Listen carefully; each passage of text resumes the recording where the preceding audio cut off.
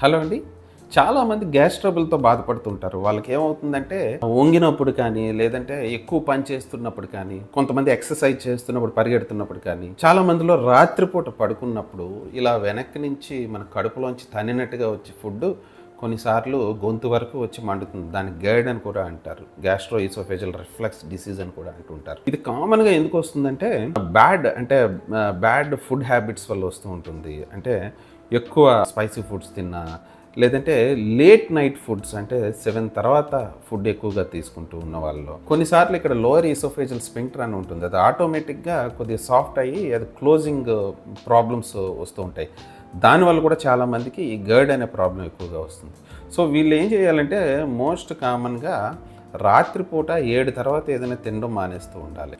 7 లోపుగానే food అవగొట్టేయాలి. Left lateral పొజిషన్లో పడుకుంటే ఈ గర్డ్ అనేది కొంతవరకు వచ్చే అవకాశం ఉండదు. ఇవన్నీ మన చేతి సాధనాలు ఇలాంటి సింపుల్ మెథడ్స్ తర్వాత పని చేయకపోతే అప్పుడు ఎండోస్కోపిక్ ప్రొసీజర్స్ లాంటివి చేస్తూ ఉండాలి.